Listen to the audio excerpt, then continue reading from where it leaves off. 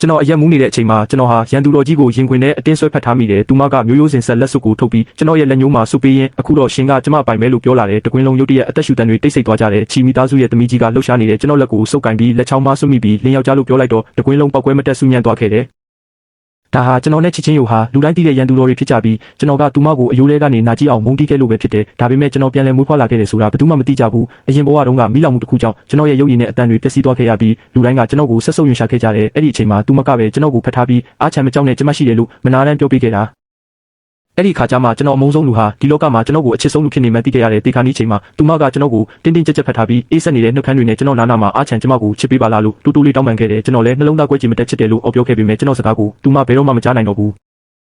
ပြန်လည်မွေးဖွားလာတဲ့နေ့ကတော့စူပေးပွဲအခမ်းအနားရဲ့ကော်စောနီပေါ်မှာဖြစ်ပြီးသူမဟာကားရှိမှာအိမ်တွေရမီရက်နေတဲ့တစ်ချက်ကြည့်လိုက်ရုံနဲ့တလောကလုံးမှာသူမတယောက်ပဲကြံတော့တယ်လို့မျိုးပါပဲကျွန်တော်ဘာကူမှဂယူးမဆိုင်တော့ပဲကော်စောနီကိုဖျက်ကျော်ပြီးသူမစီပြေးသွားကသူမမကြားလိုက်ရတဲ့အဲ့ဒီချစ်စကားကိုပြန်ပြောပြခဲ့တယ်ကျွန်တော်မင်းကိုချစ်တယ်ဓာတ်ရိုက်ထုတ်လွှင့်မှုကင်မရာရှိကကြည့်ရှုသူတွေအပါအဝင်တကွင်းလုံးအံ့အားသင့်သွားကြတယ်ဘာလို့လဲဆိုတော့ကျွန်တော်ဖတ်ထားတဲ့အမျိုးသမီးကိုလူတိုင်းမှတ်မိကြလို့ပဲချစ်ချင်းယိုဟာကြံတူချီမီသားစုရဲ့သမီးကြီးဖြစ်ပြီးလူတိုင်းမမိနိုင်တော့အောင်မျက်လုံးကအနည်းရှိမှန်တိလျက်နဲ့လိုလာနေမျိုးကြရတဲ့အမျိုးသမီးမျိုးဖြစ်တယ်အဲ့ဒီအချိန်မှာစူညံနေတဲ့ပတ်ဝန်းကျင်တစ်ခုလုံးတိတ်ဆိတ်သွားပြီးကင်မရာမီမိတ်တုံတွေပဲကျန်တော့တယ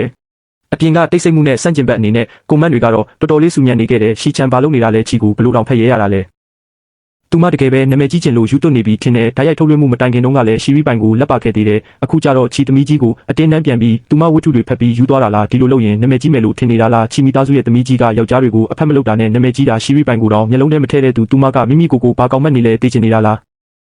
းကြားရတဲ့လောက်တော့သူမနဲ့ဒီသမီးကြီးကငငယ်ကလေးကဆက်ဆံရေးမကောင်းဘူးဆိုတော့ပွဲကောင်းကြည့်ရတော့မယ်ဘာပဲဖြစ်ဖြစ်ကျမမိမကိုနန်းတဲ့အတွက်သူမတေးလိုက်ရင်ကောင်းမယ်စိတ်ချပါသမီးကြီးကသူမကိုလွတ်ထားမှာမဟုတ်ဘူးဒီပရိသတ်တွေတည်းမကပဲကျွန်တော်ရဲ့တငယ်ချင်းလည်းဖြစ်မန်နေဂျာလည်းဖြစ်တဲ့စုပ်ရီပါမျက်လုံးပြူးသွားခဲ့ရတယ်သူကကျွန်တော်နဲ့ချီချင်းယိုရဲ့ဆက်ဆံရေးကိုအတိဆုံးလူဖြစ်ပြီးကျွန်တော်တို့နှစ်ယောက်ဟာငယ်တငယ်ချင်းတွေဖြစ်ကြပေမဲ့ဆက်ဆံရေးကောင်းမွန်တဲ့ငယ်တငယ်ချင်းမျိုးမဟုတ်ကြဘူးစန့်ကျင်ဘက်အနေနဲ့ဆက်ဆံရေးကအတော်လေးဆိုးရွားပြီးချီချင်းယိုရှိတဲ့နေရာဆိုရင်ကျွန်တော်အတွက်လေလူတန့်စင်စေးသုံးရမယ့်အဆင့်ထိပါပဲဘာလို့လဲဆိုတော့ကျွန်တော်ကငငယ်ကလေးကဟဲမိုမိုကိုသဘောကျခဲ့တာဖြစ်ပြီးဟဲမိုမိုကလူချစ်လူခင်များတဲ့ချီချင်းယိုကိုမုန်းတီးတဲ့အတွက်ကျွန်တော်ကလည်းလိုက်မုန်းခဲ့တာဖြစ်တယ်အဲ့ဒီအချိန်မှာစုံကြီးကလည်း online လူကြီးမင်းတွေလိုပဲအားချန်နာမည်ကြီးချင်လို့ယူသွားပြီလို့ထင်နေခဲ့တာမလန်းမကမ်းမှာရှိနေတဲ့ရှီရီပိုင်ကတော့ပါးကိုအုပ်ထားပြီးမျက်ဝန်းတွေကျုံသွားပေမဲ့မျက်လုံးထဲမှာတော့လောင်ပြုံးတွေထွက်ပေါ်နေတဲ့ရှီချန်ဟာအခုတော့ချီချင်းယိုကိုတောင်တွားရှုပ်ရဲနေပြီချစ်ချင်းယိုဆိုတဲ့ယူကြောင်မိမကြီးကသူ့ကိုတက်ပြစ်မှာကိုမကြောက်ဘူးလားချစ်ချင်းယိုဘေးကတက်တော်ဆောင်တွေကတော့တယောက်ကိုတယောက်ကြည့်နေကြတယ်တကယ်တော့ကျွန်တော်ပြေးလာတဲ့အချိန်မှာသူတို့တားဆီးချင်ခဲ့ပေမဲ့သမီးကြီးကမျက်လုံးနဲ့တားမြစ်ခဲ့တာဖြစ်တယ်ဒီတခင်လေးကနီးပြူဟာပြောင်းလိုက်တာလားသူတို့သမီးကြီးကိုထောင်ချောက်ဆင်ဖို့ပုံစံအစ်စ်သုံးနေတာလားဒါမှမဟုတ်ဒီတခင်လေးရဲ့ပါဇက်ထဲမှာအစိတ်တွေဝတ်ထားပြီးသမီးကြီးကိုအစိတ်ခတ်မလို့လားဒါပေမဲ့လူတိုင်းရဲ့အံ့အားသင့်မှုတွေဟာချစ်ချင်းယိုကိုယ်တိုင်လောက်မပြင်းထန်ပါဘူးအားချန်ကျမစီပြေးလာတဲ့အချိန်မှာကျမကိုအဆက်ခွဲမလို့ထင်နေခဲ့တာမိသားစုကနေအနှင်းထုတ်ခံထားရတဲ့ဒီတခင်လေးဘာဆက်လုပ်မလဲဆိုတာကိုပဲကျမစောင့်ကြည့်ချင်မိတယ်ချစ်ချင်းယိုကလှောင်ပြောင်မှုစကားမဆရသေးခင်မှာတင်ကျွန်တော်ကမျက်တောင်ချပြီးသူမရဲ့နှက်ခမ်းကိုတိတိကျကျနမ်းလိုက်တယ်အဲ့ဒီအချိန်မှာချစ်ချင်းယိုရဲ့အုံနောက်ထဲမှာဝုန်းကနေဖြစ်သွားပြီးအားချန်ကကျမလေပင်ကိုကိုက်မလို့လားကိုက်တာမှပြီးနှက်ခမ်းဖြစ်သွားတာလားကျမတခုခုပြောပြီးသတိပေးရမလားလို့တောင်းကြီးတွေးနေမိတယ်ချင်းယိုကျွန်တော်မင်းကိုချစ်တဲ့အတန်ကလေထဲမှာလွင့်ပါသွားတော့မတက်တိုးညင်းလွန်းလာတယ်ချီချင်းယိုရဲ့နှလုံးသားဟာရုတ်တရက်ကျုံဝင်သွားပြီးလက်ချောင်းတွေနဲ့ကျွန်တော်ပခုံးကိုတွန်းထုတ်ဖို့ကြိုးစားတယ်သူမရဲ့လှုပ်ရှားမှုကြောင့်တိုက်ရိုက်ထုတ်လွှင့်မှုကပရိသတ်တွေကတော့စိတ်လှုပ်ရှားသွားပြီးကြည်စမ်းပါရိုက်တော့မယ်လို့ပြောကြတယ်ချစ်ချင်းယိုကမျက်လုံးပင်ပြီးကျွန်တော်ကိုကြည့်တဲ့အခါကျွန်တော်မျက်နှာပေါ်မှာအရာအလုံးကိုပြန်လည်ရရှိလိုက်တဲ့ရှုပ်ထွေးတဲ့ခံစားချက်တွေပြည့်နေနေတာကိုတွေ့လိုက်ရတဲ့ချီချင်းယိုရဲ့နှလုံးသားကပိုပြီးတော့ကျုံဝင်သွားခဲ့တယ်လူတိုင်းကသူမရဲ့လက်ဝါးချက်ကျွန်တော်မျက်နှာပေါ်ကြားရောက်လာမှကိုစောင့်ဆိုင်းနေတဲ့အချိန်မှာချီချင်းယိုကကျွန်တော်ဘာပြင်ကိုညင်သားစွာတက်ပေးလိုက်ပြီးဘာဖြစ်လို့လဲအားချန်ဘာတွေဖြစ်ခဲ့လို့လဲလို့မေးလာတယ်ဒါကဘလို့အခြေအနေလဲယောက်ျားတွေကိုအဖက်မလုပ်တဲ့သမီးကြီးဟာဒီအချိန်မှာပါရိုက်ပြီးလွှင့်ထုတ်ပြရမှာမဟုတ်ဘူးလားလူတိုင်းတယောက်ကိုတယောက်ကြည့်နေကြပြီးကင်မရာမီတွေကတော့မနာတမ်းလင်းလက်နေစေပါပဲကွန်မန့်တွေကလည်းအရှိန်ဟုန်နဲ့တက်လာပြီးကြည့်ရှုသူဦးရေကကွန်ရက်လိုင်းတွေပြုတ်ကျသွားတဲ့အထိထိုးတက်သွားခဲ့တယ်။ online platform တွေအမြန်ဆုံးပြန်ပြင်ပေးကြပါဦး။သမီးကြီးကသူ့ကိုရိုက်တာမမြင်ရရင်ဒီနေ့ကျွန်မအိပ်ပျော်မှာမဟုတ်ဘူး။စသဖြင့်ရေးနေကြတယ်။အဲ့ဒီချိန်မှာကျွန်တော်မျက်လုံးထဲမှာတော့တလောကလုံးပျောက်ကွယ်သွားပြီးကျွန်တော်ကဘာထဲမှာသူမတယောက်ပဲရှိတော့တယ်။ကျွန်တော်အတန်တွေတုံရင်နေပြီးမင်းကိုလွမ်းနေခဲ့တာလို့ပြောလိုက်မိတ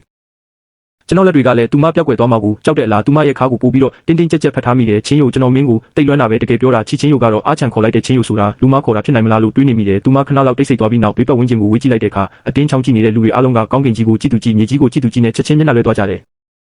ဒီနေရာကစကားပြောဖို့မတင်တော်မှန်ချီချင်းယိုတိတာကြောင့်မျက်မှောင်ကျုပ်ပြီးကျွန်တော်လက်မောင်းကိုစုပ်ကင်ကခါကိုလှုပ်ခိုင်းဖို့ကြိုးစားတယ်ဒါပေမဲ့သူမရဲ့လှုပ်ရှားမှုကြောင့်ကျွန်တော်ပြရခတ်သွားပြီးပို့လို့တောင်တင်းကျပ်စွာဖတ်ထားမိပြန်တယ်မတော်ပါနဲ့ကျွန်တော်ကိုပြစ်မထားပါနဲ့ဟုတ်ပြီလားနောက်ဆိုကျွန်တော်စကားနားထောင်ပါမယ်တကယ်ပြောတာချီချင်းယိုရဲ့လှပတဲ့မျက်နှာလေးပေါ်မှာတော့မတက်နိုင်တဲ့အရေးအယောင်တွေပြည့်နေသွားပြီးမင်းကိုပြစ်မသွားပါဘူးလာကားပေါ်တက်ရအောင်လို့ပြောတယ်ကျွန်တော်ကသူမကိုမယုံပဲဆိုအတင်းဖတ်ထားမိတော့မယ်ကျွန်တော်လက်လွတ်လိုက်ရင်မင်းပြောက်ကွယ်သွားမှာကိုကြောက်လို့ပါဒါတွေအားလုံးကအိမ်မက်တစ်ခုလိုဖြစ်နေပြီးတိတ်ကိုလှပလွန်းလို့လက်မလွတ်ရဲတဲ့အိမ်မက်မျိုးဖြစ်နေတယ်အဲ့ဒါဆိုဘယ်လိုလုပ်ရရင်မင်းကျမကိုလွတ်ပေးမှလဲမင်းကျွန်တော်ကိုတစ်ချက်လောက်နမ်းပေးပါလားချင်းယုံမင်းကျွန်တော်ကိုနမ်းပေးမှမင်းကတကယ်ရှိနေတာဆိုတာကိုကျွန်တော်သိမှာပါခ ခုနကနမ်းလိုက်ရပေမဲ့လက်တွေ့မဆန်သေးခင်မှာတင်သူမကတိုးထုတ်လိုက်တာမို့ကျွန်တော်တကယ်ပဲသူမကိုနမ်းချင်မိတာပါသူမရဲ့နှကန်းနွေးနွေးလေးကိုခံစားချင်မိပြီးကျွန်တော်နာနာမှာချစ်ပေးပါလို့တောင်းပန်တော့ကလို့အေးဆက်မနေစေချင်တော့ဘူး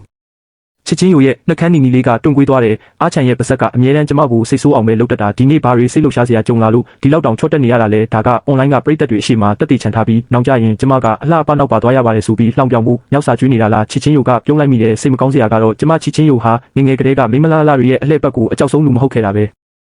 ဒီလိုတွေးပြီးနောက်ချစ်ချင်းယိုကရေမောလိုက်ပြီးတွေ့ရတဲ့လက်ချောင်းလေးတွေနဲ့ကျွန်တော်ဘာပြင်ကိုထိတွေ့ကမောကြည့်ပြီးကျွန်တော်ကိုဖတ်လိုက်တဲ့တိုက်ရိုက်ထုတ်လွှင့်မှု platform ကလည်းချစ်ချင်းယိုမောကြည့်လိုက်တဲ့အချိန်မှာတင်ပုံမှန်တိုင်းပြန်လဲကောင်းမွန်လာခဲ့တဲ့ကင်မရာထဲမှာတော့ကော်စောနီပေါ်ကလှပကြော်ရှင်းတဲ့အမျိုးသမီးနဲ့ခန့်ညားထဲဝါတဲ့အမျိုးသားတို့ဟာဒန်တာကြီးပုံမြင်တွေကမင်းသားနဲ့မင်းသမီးတို့ဖတ်ထားကြသလိုမျိုးတိတ်ကိုလှပလွန်းနေတယ်စိတ်ပူနေတဲ့ပရိသတ်တွေကတော့တိတိကျကျတော့မမြင်ရသေးပဲကွန်မန့်တွေတရားဆက်ရေးကြပြန်တ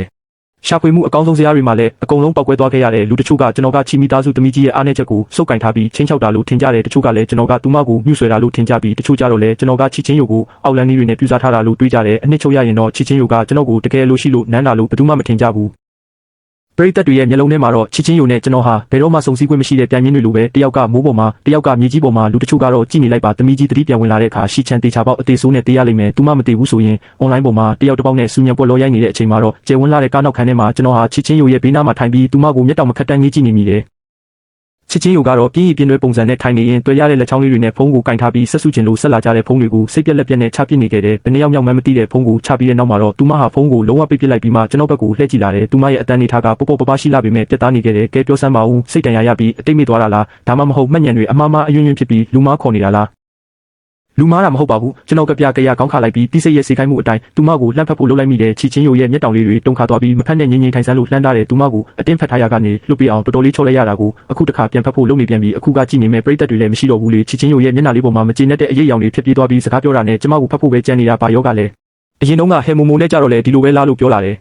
ကျွန်တော်ကန့်လန့်လိုက်တဲ့လက်တွေတန့်သွားပြီးသူမရဲ့အဝတ်စားကိုထိလူနီးပါးဖြစ်နေတဲ့လက်ချောင်းတွေကိုပြန်ရုပ်သိမ်းလိုက်ရတယ်ပြီးတော့သူမကိုတနာစရာမျက်လုံးလေးတွေနဲ့ကြည့်နေပြီးတော့ချီချင်းယိုကလည်းသူမရဲ့စွန့်ပစ်ခြင်းကိုခံလိုက်ရတဲ့တနာစရာတရဝလေးတစ်ကောင်လိုဖြစ်နေတယ်ကျွန်တော်ကိုစိုက်ကြည့်နေခဲ့တယ်ဒီရန်သူတော်ကြီးတစ်ခုခုတော့မှားနေပြီလူမားတာမဟုတ်ဘူးဆိုရင်ကျမဘယ်သူလဲဆိုတာရှင်းသိလားဖျားပြီးအုံနောက်တွေထိသွားတာလားကဲပြောစမ်းပါဦးကျမကိုနှိပ်စက်ဖို့ဘာပရိယေတွေထပ်သုံးမလို့လဲအဲ့ဒီအချိန်မှာချီချင်းယိုကတခုခုကိုရုတ်တရက်တတိယသွားပုံနဲ့တကယ်လို့ကျမမညံမမဘူးဆိုရင်မနှက်ဖြန်ရှိမိသားစုရဲ့ကိတ်တောက်ပွဲရှိတယ်ဟဲမိုမိုဆိုတဲ့အယူမကလက်စုပ်ဝယ်ထားပြီးလို့ကြားတယ်အလားအလာအရာတော့ရှီရီပိုင်ကိုသူမဘက်ကနေစပြီးလက်ထက်ခွင့်တောင်းလိုက်မယ်ဟဲမိသားစုနဲ့ရှီမိသားစုကလည်းတားဖက်တော်ဆက်ဖို့ဆန္ဒရှိနေကြတာလေးလို့ပြောတယ်ကျွန်တော်ကတော့လွန်ခဲ့တဲ့တလတုန်းကရှီမိသားစုကနေနှင်ထုတ်ခံခဲ့ရတာဖြစ်တယ်ဘာလို့လဲဆိုတော့ရှီရီပိုင်ပြန်ပေးဆွဲခံရတော့ကတေလူမတက်ဖြစ်ခဲ့ရပြီးတက်တေအားလုံးကကျွန်တော်စီဥတီနေခဲ့လို့ပဲရှီမီသားစုကမိဘတွေကကျွန်တော်ပေါ်လုံးဝစိတ်ပြတ်သွားပြီးကျွန်တော်နဲ့အဆက်အသွယ်ဖြစ်တော့ကြောင်းအများပြည်သူကိုကြေညာခဲ့တယ်လို့ဟဲမူမူနဲ့ကျွန်တော်ရဲ့စုလျာရစ်ပတ်မှုကလည်းအလိုလျောက်ပြည့်သွားခဲ့ရတဲ့ချီချင်းယိုကမျက်နှာပေါ်ကအပြုံးတွေကိုရုပ်သိမ်းလိုက်ပြီးကျွန်တော်ကိုပို့ပြီးစိမ့်ကားတဲ့မျက်လုံးတွေနဲ့ကြည့်လာတဲ့ရှီချန်ရှင်ကကျမကိုတုံးပြီးဟဲမိုမိုကိုရွေးချင်တာတော့မဟုတ်ပါဘူးနော်ကားပေါ်ကမစင်းခင်တုန်းကအာချန်ကရှီရီပိုင်ကိုထိုးတာကိုသူမမြင်ခဲ့တာဖြစ်တဲ့အဲ့ဒီအချိန်တုန်းကသူမတော်တော်လေးစိုးရိမ်သွားခဲ့ရသေးတယ်အာချန်ကအမြဲတမ်းဒေါသကြီးတက်ပေမဲ့ဒီလိုအများပြည်သူအရှိမဘာကူမှဂယုမဆိုင်ပဲလှုပ်တတ်တဲ့လူမျိုးမဟုတ်ဘူးလေ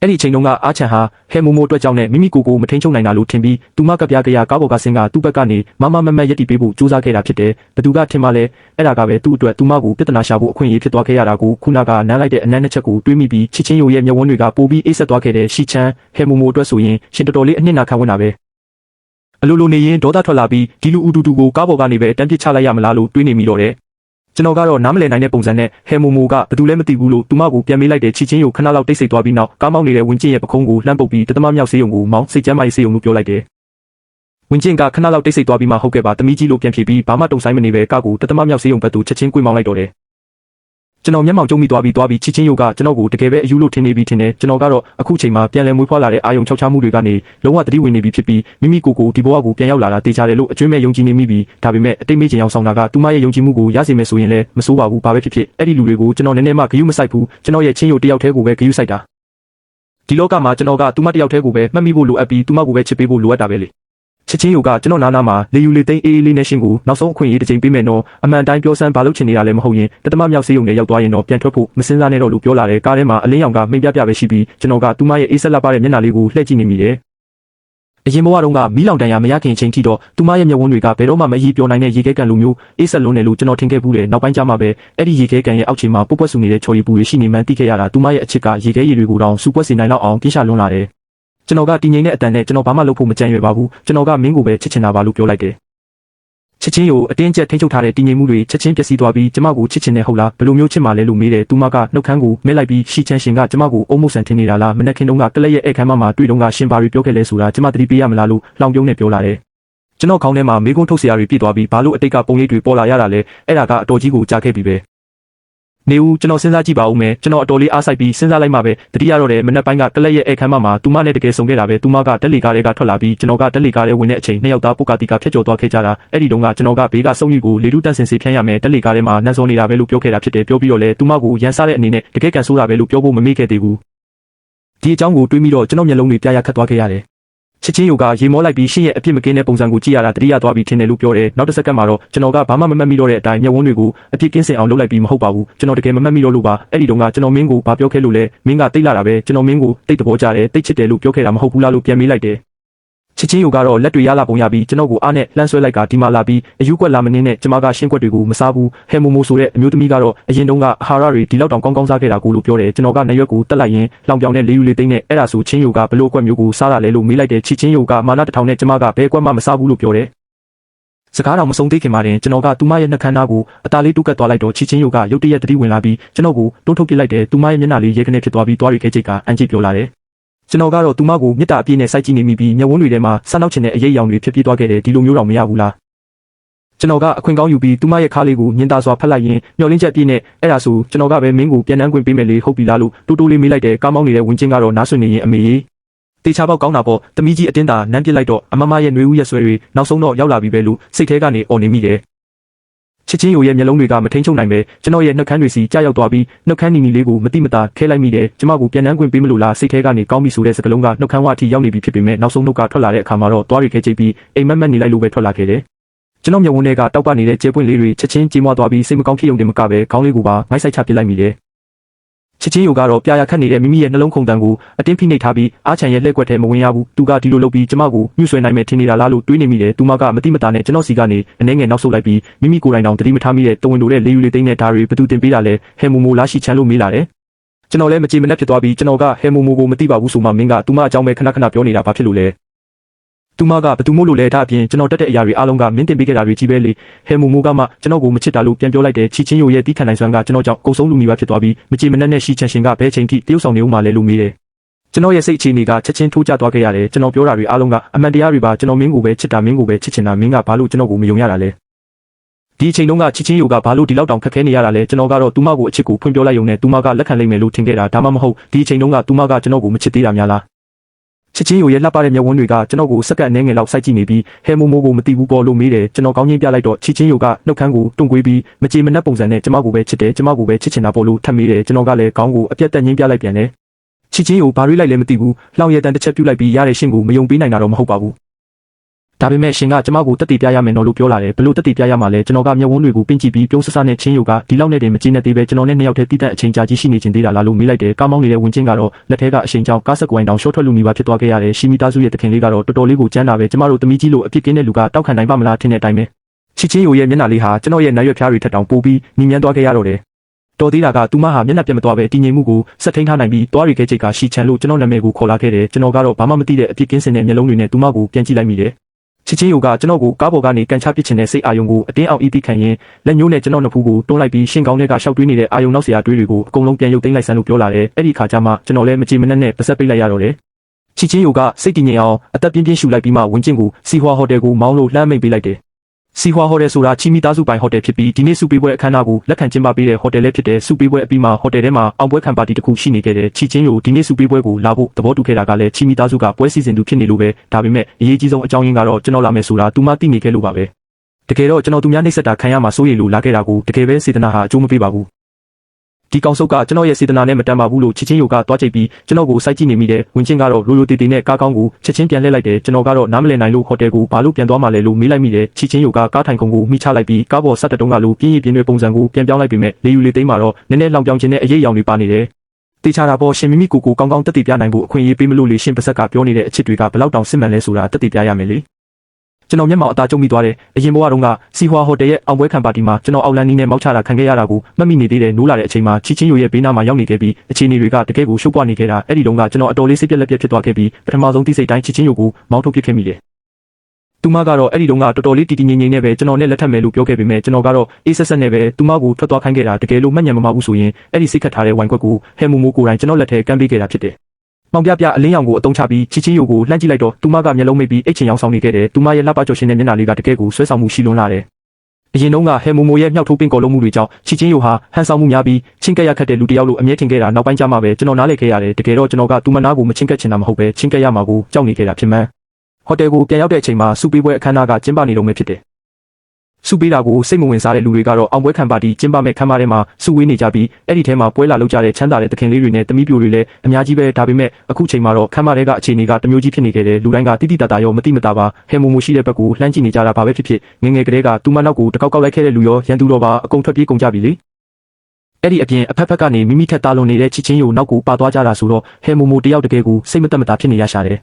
ယ်သူမကဆိုဖာတစ်ခုပေါ်မှာမိထိုင်ရင်းစိတ်တူတူနဲ့ဖုန်းကိုဟိုလန်ဒီလန်လုပ်နေခဲ့တယ်။အွန်လိုင်းပေါ်ကရှာဖွေမှုအကောင်းဆုံးစရာမှာကျွန်တော်ချီချင်းယိုကိုနန်းနေတဲ့ဗီဒီယိုကိုသူမခောက်ခောက်ခါခါပြန်ကြည့်ပြီးကြည့်လေလေကျွန်တော်ကိုတက်ပစ်ချင်လေလေဖြစ်နေခဲ့တယ်။သူမကဖုန်းကိုဘေးနားပစ်ချလိုက်ပြီးဘေးကလူကိုဒီသတင်းတွေကိုအကုန်ဖြုတ်ပစ်ခိုင်းလိုက်လို့အတန်အေးနဲ့အမိန့်ပေးလိုက်တယ်။သူမဘက်ကလူကတော့သူမရဲ့တငယ်ချင်းရင်းစုချမ်းဖြစ်ပြီးသူမလည်းသတင်းတွေကိုကြည့်နေရင်းကနေဟဲမိုမိုရဲ့စကားကြောင့်အံ့အားသင့်သွားပြီးညီကရှီချန်ဆဲခံနေရတာကိုမကြည့်ရလို့တော့မဟုတ်ပါဘူးနော်လို့မေးလိုက်တယ်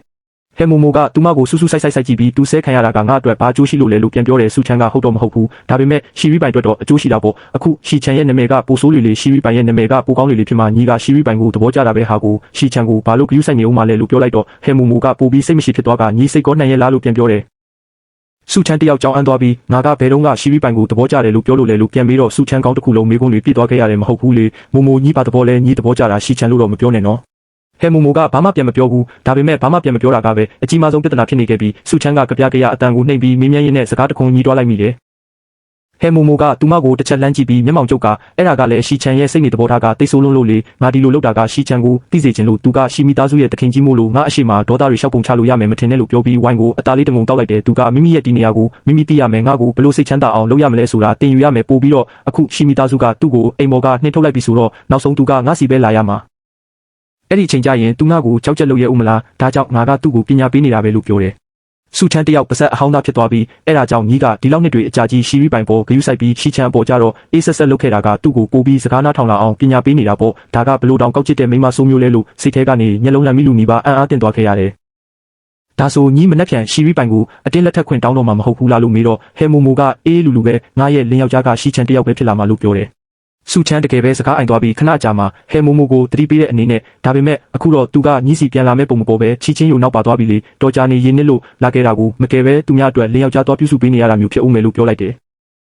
်ဟဲမိုမိုကလက်ထဲကခွက်ကိုကစားရင်းအဲ့ဒါကအခုထိတေချာဆုံးမလို့မပြီးသေးလို့ပေါ့သူကစကားနားမထောင်သေးဘူးအလားအလာရတော့မနှက်ဖြန်ငါရှီရီပိုင်ကိုလက်ထက်ခွင့်တောင်းမယ်ဆိုတာကြားလို့ပဲရှီရီပိုင်ကိုထိုးပြီးမှချီချင်းယိုစီသွားတာဖြစ်လိမ့်မယ်ဒီလိုလုပ်ရင်ငါစိတ်ပြောင်းသွားမယ်ထင်နေတာရှီချန်ကမတွေးမိဘူးလားချီချင်းယိုကသူကငါရဲ့ခွေးတကောင်ဆိုတာတည့်ရက်နဲ့သူ့ကိုမျက်လုံးနဲ့ထည့်ပါမလားကိုရှုကိုပက်တာပဲလို့ပြောပြီးဝိုင်းကိုထက်တော့ကအေးအေးဆေးဆေးပဲစိတ်ချပါတိတ်မကြခင်မှာပဲသူကငါစီတူးထောက်ပြီးတောင်းပန်တိုးရှိုးလာလိမ့်မယ်လို့ပြောလိုက်တယ်စကားပြောလို့တိတ်မကြခင်မှာတင်ခမ်းမကြီးရဲ့နောက်တကားကဖြည်းဖြည်းချင်းပွင့်လာခဲ့တဲ့ခမ်းမတွေကလူတွေလှမ်းကြည့်လိုက်ကြပြီးမျက်နှာအမူအရာတွေတန့်သွားကြတယ်အရှိန်ဝါအပြည့်နဲ့အမျိုးသမီးတစ်ယောက်ကအေးလူလူလက်လျှောက်ဝင်လာခဲ့ပြီးတော့လူတိုင်းကသူမရဲ့နောက်ကနေလိုက်လာတဲ့ကျွန်တော်ကိုမြင်သွားကြတယ်ဟဲမိုမိုကရုတ်တရက်ထိုင်နေရကနေမတ်မတ်ထိုင်လိုက်ပြီးကျွန်တော်ကိုဆူဆူဆိုင်ကြည့်နေခဲ့တယ်ချစ်ချင်းယိုကဟဲမိုမိုကိုပြုံးပြုံးလေးလမ်းကြည့်ပြီးကျွန်တော်ရဲ့လက်ကိုတင်းတင်းကြပ်ကြပ်ဆုပ်ကင်လိုက်တယ်ကျွန်တော်တို့နှစ်ယောက်ကအားနေတဲ့ဆိုဖာတစ်ခုမှာထိုင်လိုက်ကြပြီးချစ်ချင်းယိုကတမင်တက်တက်လာတော့မသိဘူးဟဲမိုမိုတို့နဲ့တက်တက်မျက်နှာချင်းဆိုင်မှာထိုင်လိုက်တာဖြစ်ပြီးအလဲမှာမီတာနည်းငယ်လောက်ပဲကွာဝေးတယ်ခမ်းမကြီးတစ်ခုလုံးခဏတာတိတ်ဆိတ်သွားခဲ့ရတယ်ဟဲမိုမိုကမကြည်မနှက်နဲ့စကားဆက်လိုက်တော့ချစ်ချင်းယိုကပြုံးလိုက်ပြီးဆိုဖာနောက်မီကိုပြင်းပြင်းတွဲမိချကတိမ်မွေးတဲ့လေယူလေသိန်းနဲ့ပြန်ပြောရင်းစကားပြောနေတဲ့အချိန်မှာကျွန်တော်ရဲ့လက်ကိုပါကစားနေခဲ့တယ်ကျွန်တော်ကတော့ခေါင်းခါလိုက်ပြီးနားမလဲတဲ့လေယူလေသိန်းနဲ့မသိဘူးမသွားဘူးလို့ပြောလိုက်တယ်ဒီစကားကိုဟဲမိုမိုအပါဝင်ခမ်းမထဲကလူတိုင်းကြားလိုက်ကြရပြီးဟဲမိုမိုရဲ့မျက်နှာကတော့ဘာမှတက်နိုင်ခြင်းမရှိတော့ဘူးချစ်ချင်းယိုရဲ့မျက်ဝန်းတွေကတောက်ပသွားပြီးနှက်ခမ်းလေးကိုစူကာကျွန်တော်ရဲ့နာနာကိုတူးကပ်လာခဲ့တယ်သူမရဲ့နှွေးထွေးတဲ့အသက်ရှူတန်တွေနဲ့အတူညီးတွားတန်တစ်ချက်ပြုတ်လိုက်တဲ့စကားပြောပြတာနဲ့ကျွန်တော်ရဲ့မျက်လုံးတွေလင်းလက်သွားတာကိုသူမမြင်လိုက်ရတဲ့ချစ်ချင်းယိုရုတ်တရက်မကောင်းတဲ့အငွေ့တက်တွေကိုခံစားလိုက်ရပြီးထင်တဲ့အတိုင်းပဲနောက်တစ်စက္ကန့်မှတင်ကျွန်တော်ကဘာမှတုံ့ဆိုင်မနေပဲအတင်းလှမ်းနှမ်းပစ်လိုက်တော့တယ်ပဝင်းကျင်စီကနေရုတ်တရက်အန်အော်တန်တွေထွက်ပေါ်လာပြီးပါတီခမ်းမကြီးတစ်ခုလုံးပို့လို့တောင်တိတ်ဆိတ်သွားခဲ့ရတယ်နားထဲမှာအမျိုးသမီးတစ်ယောက်ရဲ့လှောင်ရည်တန်ကြားလိုက်ရမှချီချင်းယိုရုတ်တရက်တတိပြန်ဝင်လာခဲ့တယ်ချီချင်းယိုမျက်လုံးအကျွင်းကြံနဲ့လှမ်းကြည့်လိုက်တော့ဟဲမိုမိုကထိုင်နေရာကနေထွက်လိုက်ပြီးဖြစ်ပြီးကျွန်တော်တို့စီရှောက်လာဖို့ပြင်နေတာဖြစ်လိမ့်မယ်ဒါပေမဲ့သူမကိုနောက်ထပ်အမျိုးသမီးတစ်ယောက်ကလှမ်းတားထားတယ်ဟဲမိုမိုကိုတားထားတာကချီချင်းယိုရဲ့တငယ်ချင်းစုံဝင်ဖြစ်တယ်ချစ်ချင်းယိုဝင်လာကြတဲ့ကသူမနဲ့တငယ်ချင်းတွေကအနားကိုတူးလာချင်းခဲ့ကြတာဒါပေမဲ့ကျွန်တော်နောက်ကနေလိုက်လာတာကိုမြင်တော့အခြေအနေကိုအရင်စောင့်ကြည့်ချင်နေခဲ့ကြတာဖြစ်တယ်အဲ့ဒီတုန်းကပွဲကောင်းကိုမျက်မြင်ကိုယ်တွေ့မကြည့်လိုက်ရလို့နောက်တရနေခဲ့တာအခုတော့ဒီမာတင်တိုက်ရိုက်ပါရှင်းကိုမြင်လိုက်ရပြီလေ စုံဝမ်ဝမ်တယောက်အားတင်နေတယ်လို့ပဲဟဲမိုမိုကိုလည်းစောင့်ကြည့်နေခဲ့တယ်ထင်တဲ့အတိုင်းပဲစုံဝမ်ဝမ်ကဘာမှမတွေးတော့ပဲဟဲမိုမိုရဲ့ရှေ့ကနေချက်ချင်းပိတ်ရက်လိုက်တယ်နောက်ပြောင်နေတာလားငါတို့ချီချင်းယိုရဲ့ပွဲကောင်းကိုဟဲမိုမိုဆိုတဲ့အယူမှလာဖြက်စီးတာကိုခွင့်ပြုနိုင်မလားလုံးဝခွင့်မပြုနိုင်ဘူးလေဟဲမိုမိုရဲ့နှကန်းဝါမှာလောင်ပြုံးတစ်ခုပေါ်လာပြီးဖဲဆန်းလို့ပြောတော့စုံဝမ်ဝမ်ကနှာခေါင်းရှုံပြီးညီးကဖဲဆိုတိုင်းငါကဖဲရမှာလားငါမှာကောတိတ်ခါမရှိဘူးလားလို့ပြန်ပြောတယ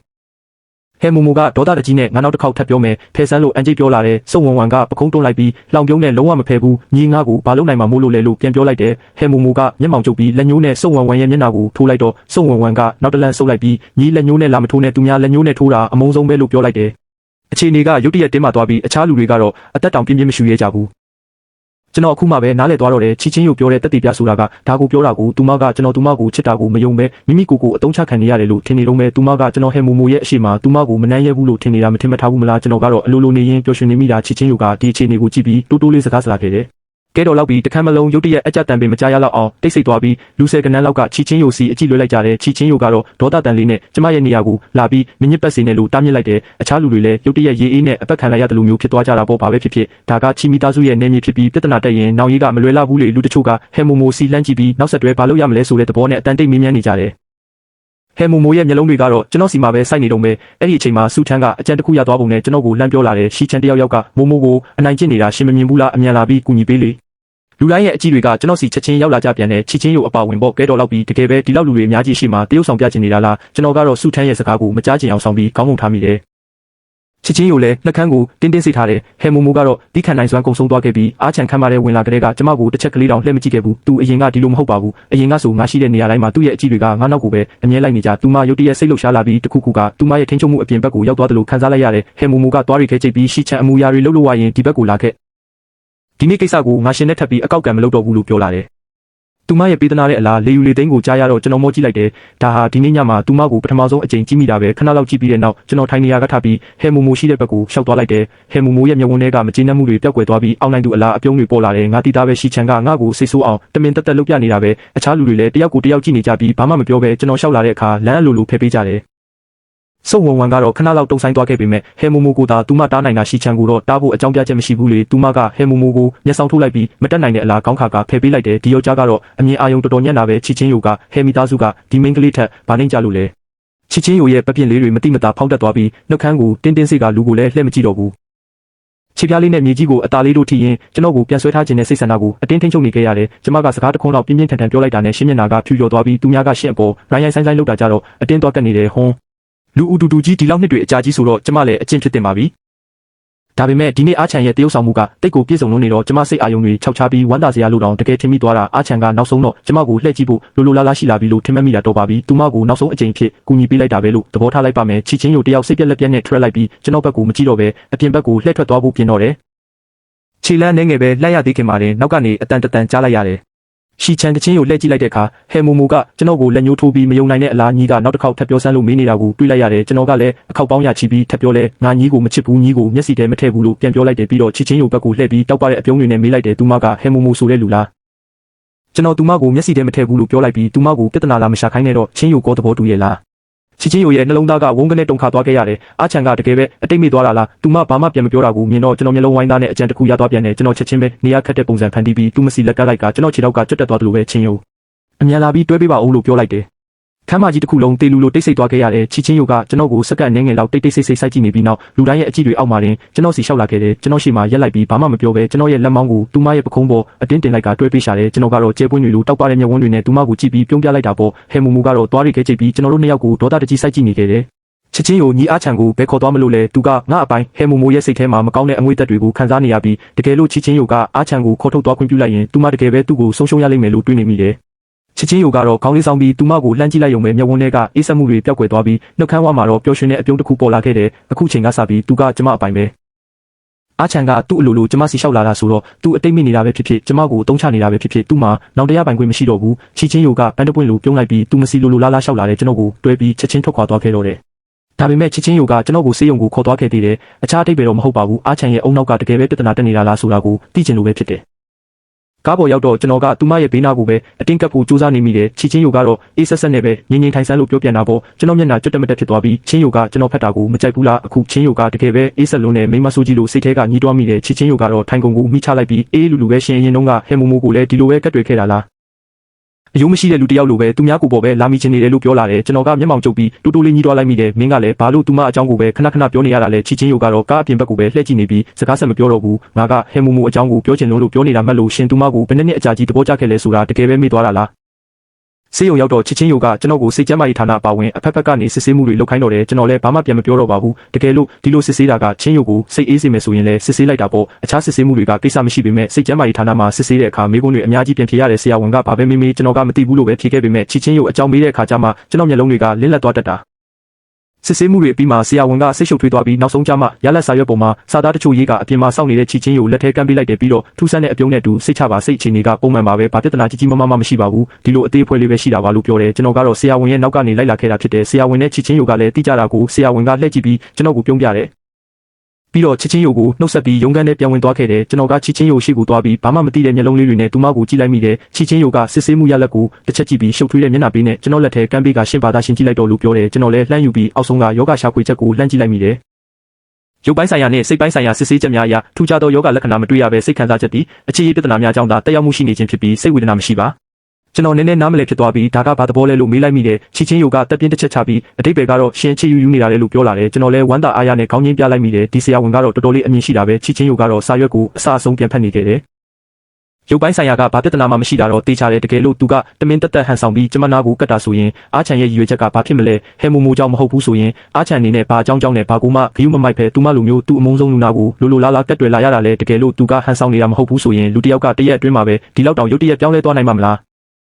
ားချစ်ချင်းယိုမနေနိုင်ပဲကျွန်တော်ကောင်းကိုအသားလေးကင်ကြည့်ပြီးစမ်းတက်တဲ့အနေနဲ့ဒီနေ့မနေ့ဓာတ်လေကားရဲ့ဝင်တုံးကရှင်ကောင်းကိုဓာတ်လေကားတကာညှက်သွားတာလားလို့မေးလာတယ်ကျွန်တော်တကယ်ကိုစကားအိုင်သွားပြီးသူမကိုစိုက်ကြည့်နေမိတယ်မင်းကဒီထက်ပိုပြီးတိတာအောင်လောင်ပြောင်လို့ရပါတယ်ကျွန်တော်တကယ်ပဲမင်းကိုသဘောကျနေတာဆိုတာကိုမင်းကဘာလို့မယုံနိုင်ရတာလဲလို့မတက်နိုင်တဲ့အလားမေးလိုက်မိတယ်ချီချင်းယိုကလက်ကိုပြန်ရုပ်သိမ်းလိုက်ပြီးကျွန်တော်ကိုစိုက်ကြည့်တာရှင်ကောရှင်ဆိုရင်ယုံမလားလို့ပြန်မေးတယ်ဒါလည်းဟုတ်တာပဲအရင်ဘဝတုန်းကမိလောင်မှုကြီးမတိုင်ခင်အထိကျွန်တော်ကိုယ်တိုင်လည်းချီချင်းယိုကကျွန်တော်ကိုတကယ်သဘောကျနေတာဆိုတာကိုမယုံခဲ့ဘူးလေကျွန်တော်ကတည်ငြိမ်တဲ့အမူအရာနဲ့တကယ်တော့ကျွန်တော်ကငငယ်ကလေးကမင်းကိုအမြဲသဘောကျခဲ့တာပါဒီနေ့မှရုတ်တရက်စိတ်လှုပ်ရှားသွားတာမဟုတ်ပါဘူးလို့ပြောလိုက်တယ်အမြဲတမ်းဟုတ်လားချစ်ချင်းယိုရဲ့မျက်တောင်လေးတွေတုန်ခါသွားပြီးမယုံနိုင်တယ်လို့မျိုးဖြစ်သွားခဲ့ရတယ်အမြဲတမ်းဆိုတဲ့အတိတ်ပဲကကျွန်တော်ကတည်ကြည်တဲ့အမူအရာနဲ့အရင်တုန်းကကျွန်တော်မင်းသားကိုမကက်ရဲခဲလို့ပါမင်းကတိတ်ကိုပြည့်စုံလုံးပြီးကျွန်တော်ပေါ်ကြတော့အမြဲတမ်းအေးဆက်ဆက်လုပ်နေခဲ့တာလေကျွန်တော်ကမိမိကိုမထိုက်တန်ဘူးလို့အမြဲထင်ခဲ့မိတာလို့ပြောလိုက်တယ်ကျွန်တော်ရဲ့လေယူလေးသိန်းကစိတ်ပြက်စရာကောင်းလာပြီးချီချင်းယိုကတော့မျက်မှောင်ကျုပ်ကစိတ်လဲတူပြုံးလဲပြုံးချင်စရာဖြစ်သွားရတယ်ရှီချန်ရှင်ကလူဆိုးတခိုးကရိုးတူကိုလာပြီးမဆွဆွဲနဲ့အထင်ရှားပဲရှင်ကကျမအပေါ်အမြဲတမ်းရေခဲတုံးလို့အေးဆက်ဆက်လုပ်ခဲ့တာလေကျွန်တော်ကလည်းအဲ့ဒါကချစ်လျက်နဲ့မပိုင်ဆိုင်ရလို့အချစ်ကနေအမုန်းဖြစ်သွားတာပါလို့စင်ကြေးပေးလိုက်တယ်ချစ်ချင်းယိုကသွားတွေကိုပို့ပြီးခဲကျိတ်လိုက်ကစကားလှပတွေသုံးမနေနဲ့စကားလမ်းကြောင်းလွှဲဖို့မကြံနဲ့လို့ပြောလာတယ်ကျွန်တော်လည်းစိတ်ပြက်လက်ပြက်နဲ့မင်းကကျွန်တော်ကိုတစ်ချိန်လောက်တောင်အရှုံးမပေးနိုင်ဘူးလားကျွန်တော်ကတိတိကျကျဝန်ခံနေတာကိုလို့ပြောလိုက်မိတော့တယ်ချစ်ချင်းယိုကခဏလောက်တိတ်ဆိတ်သွားပြီးနောက်စိတ်ထဲကစိုးရိမ်မှုတွေကိုအတင်းဖိနှိပ်ကလှည့်ထွက်သွားခဲ့တော့တယ်ကျွန်တော်ကတော့သူမရဲ့ကြောပြင်ကိုကြည့်ပြီးဘာမှမလုပ်ရှားပဲမတက်ရက်နေခဲ့တယ်သူမကလုံးဝရက်တက်မဲ့အရေးရောင်မပြတာကိုမြင်တော့မှလှမ်းခေါ်လိုက်မိတယ်ချီချင်းယိုကရက်လိုက်ပြီးကျွန်တော်ဘက်ကိုလှည့်ကြည့်လာတယ်ကျွန်တော်မျက်တောင်လေးခက်ပြလိုက်ပြီးလေယူလေသိန်းကိုအသားကုန်ရှော့ချလိုက်ကချင်းယိုကျွန်တော်ခြေထောက်ကနားလို့ပြောလိုက်တယ်ချီချင်းယိုကကြားချင်းပဲကျွန်တော်တခါလူလဲကြပြီးကြောက်ချက်လုတ်ပြန်ပြီဆိုတာသိတာပေါ့သူမကနှာခေါင်းတစ်ချက်ရှုံပြီးဒါဆိုလဲမလုံနဲ့တော့တွားချင်သွားမတွားချင်နေလို့ပြောပြီးတာနဲ့လှည့်ထွက်သွားတော့တယ်ကျွန်တော်ကတော့အဲ့ဒီနေရာမှာတင်တုတ်တုတ်မြမလုပ်ပဲစကားလဲထပ်မပြောတော့ဘူးချီချင်းယိုကတက်လီကတကားဝနာကိုရောက်ခါနီးနေပြီးသူမမျက်လုံးကိုခဏမိတ်လိုက်ပြီးဘာမှထပ်မစင်စားတော့ပဲချက်ချင်းပဲခြေလမ်းတွေကိုပြန်လှည့်လာခဲ့တယ်ကျွန်တော်နာကိုပြန်လျှောက်လာပြီးတွားတွေကိုခဲချိတ်ကကျွန်တော်နာကပ်ပြောလာတဲ့ရှီချန်ကျမအရင်ဘဝကအရှင်ကိုတကယ်ပဲအကျွေးတင်ခဲ့တာထင်တယ်ကျွန်တော်ကတော့ဟီကနေတရောပြုံးလိုက်ပြီးသူမရဲ့ပခုံးပေါ်လက်ကလေးတင်လိုက်ကသူမရဲ့ပပြင်းလေးနာကိုအသားလေးတူးကပ်ထိတွေ့လိုက်တယ်ပြီးမှတူတူလေးပြန်ပြောလိုက်တယ်မဟုတ်ပါဘူးကျွန်တော်ကမင်းကိုအကျွေးတင်ခဲ့တာပါ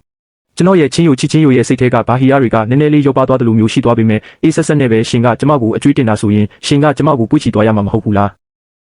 းအကျွေးတင်တဲ့လူကအကျွေးရှင်ရှိမှဒီလောက်တောင်ပူကြနေတာရှင်မြင်ဘူးလို့လားလို့ပြန်ပြောလာတယ်ကျွန်တော်ကတိတိကျကျနဲ့ကိုပြန်ဖြေလိုက်တယ်ပုံမှန်အားဖြင့်တော့အကျွေးရှင်ကအကျွေးတောင်းရတာမလွယ်ကူလာဘူးလေအကျွေးကပူကြီးလေးတောင်းရတာပိုခက်လေးပဲဒါကြောင့်အကျွေးရှင်ကအကျွေးဆက်မဲ့လူကိုကောင်းကောင်းလေးချုံမြူပြီးအနားမှာရှိနေပေးရတာအဲ့ဒီခါကျမှဒီအကျွေးတွေကိုတဖြည်းဖြည်းချင်းပြန်တောင်းလို့ရမှာပေါ့ချစ်ချင်းယိုကနှာခေါင်းရှုံပြီးစင်ကြေတွေကတော့အတော်များတာပဲလို့ပြောတယ်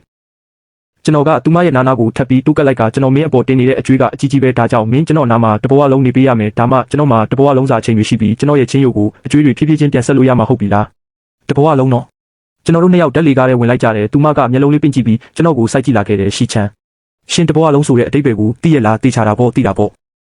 ကျွန်တော်သူမကိုအချစ်စစ်အချစ်မှန်မျက်ဝန်းတွေနဲ့ပြန်စိုက်ကြည့်ပြီးတလုံးချင်းစီပြန်ဖြေလိုက်တယ်တဘဝလုံးဆိုတာဘယ်တော့မှဆုံးမဖြစ်ပဲတေးတပန်သက်ဆုံးအတူတူအိုမင်းရင်ရောသွားကြတာကိုပြောတာ အခုချိန်မှာချစ်ချင်းယုံနဲ့ကျွန်တော်ကတိုက်ခန်းတွဲတစ်ခုထဲမှာပဲအတူတူနေထိုင်ကြတာဖြစ်တယ်။သူမကအပေါ်ထပ်မှာနေပြီးကျွန်တော်ကအောက်ထပ်မှာနေတာကျွန်တော်ရှိမိသားစုကနေအနှင်ထုတ်ခံရတော့ကခဏတစ်ဖြုတ်သွားစရာနေရာမရှိခဲ့ဘူး။အဲ့ဒီတုန်းကစုံရီကကျွန်တော်အတွက်အိမ်ငါပေးခဲ့တာနောက်ပိုင်းကျမှပဲကျွန်တော်သိခဲ့ရတယ်တကယ်တော့ဒီတိုက်ခန်းကချစ်ချင်းယုံပိုင်တာဖြစ်ပြီးသူမကကွယ်ရာကနေစုံရီစီကိုဈေးအပေါ်ဆုံးနဲ့ငှားပေးလိုက်ခိုင်းတာဖြစ်မှန်းချစ်ချင်းယုံကကျွန်တော်ကိုအိမ်ထိလိုက်ပို့ပေးရှာတယ်ကျွန်တော်ကတကယ်ပဲမင်းအိမ်မှာသွားနေလို့မရဘူးလားလို့မေးတော့ချစ်ချင်းယိုကကျွန်တော်ကိုအကြည့်တစ်ချက်ပဲပေးပြီးရှင်နေနေလောက်မန်းလေးထိန်းဆန်းပါလို့ပြောလာတယ်ကျွန်တော်လည်းစိတ်ပြက်လက်ပြက်နဲ့အတန်တစ်ချက်ပြူလိုက်ပြီးအိမ်ထဲကိုလှမ်းဝင်ရင်းနောက်ကိုတလဲလဲကြည့်နေမိတယ်ချစ်ချင်းယိုကတော့တော်တော်ကိုအမြင်ကက်စရာကောင်းတဲ့မျက်နှာပေးနဲ့တက်လေကားဝါမှာရက်ကြည့်နေခဲ့တာကျွန်တော်လည်းမခွဲနိုင်မခွာရက်နဲ့အိမ်တကားထဲဝင်လိုက်ရတယ်ကျွန်တော်တကားတေချာပိတ်လိုက်တာကိုမြင်တော့မှပဲချစ်ချင်းယိုရဲ့မျက်နှာပေါ်ကအမြင်ကက်စရာအမှုအရာတွေကချက်ချင်းပဲဝမ်းသာအားရပျော်ရွှင်မှုတွေဖြစ်ပြောင်းလဲသွားပြီးနှက်ခမ်းဝါကအပြုံးတွေကိုအတင်းပြန်ဖိနှိပ်နေရတော့တယ်ဒီနေ့ညကတော့တကယ်ကိုစိတ်လှုပ်ရှားစရာကောင်းလွန်းလာတဲ့စိတ်ခံစားချက်တွေကလည်းဟိုတက်တီကြားနဲ့တောက်လျှောက်လုံးဝမငြိမ်မသက်ဖြစ်ခဲ့ရတာအခုချိန်ထိစေယုံတက်လေကားထဲမှာအချံပြောခဲ့တဲ့စကားတစ်ခုဖြစ်တဲ့ဘယ်တော့မှစွန့်မပစ်ပဲတေးတပန်းတဆုံအတူတူအိုမင်းရင်ရောသွားကြတာဆိုတဲ့စကားလုံးတွေကနားထဲမှာပဲ့တင်ထက်နေတော့မဲ့ဒါပေမဲ့ဘာလို့လဲမသိဘူးတကယ်မဟုတ်တယ်လို့မျိုးခံစားနေရတယ်ငါအိမ်မက်နေတာတော့မဟုတ်ပါဘူးနော်သူမရဲ့ဒီလိုအမှုအရာတွေကကျွန်တော်ရဲ့စကားကြောင့်သူမနှစ်ပေါင်းများစွာအတင်းဖိနှိပ်ထားခဲ့ရတဲ့အချစ်စိတ်တွေကိုပြန်လည်နှိုးထစေခဲ့မှကျွန်တော်မသိခဲ့ရပါဘူး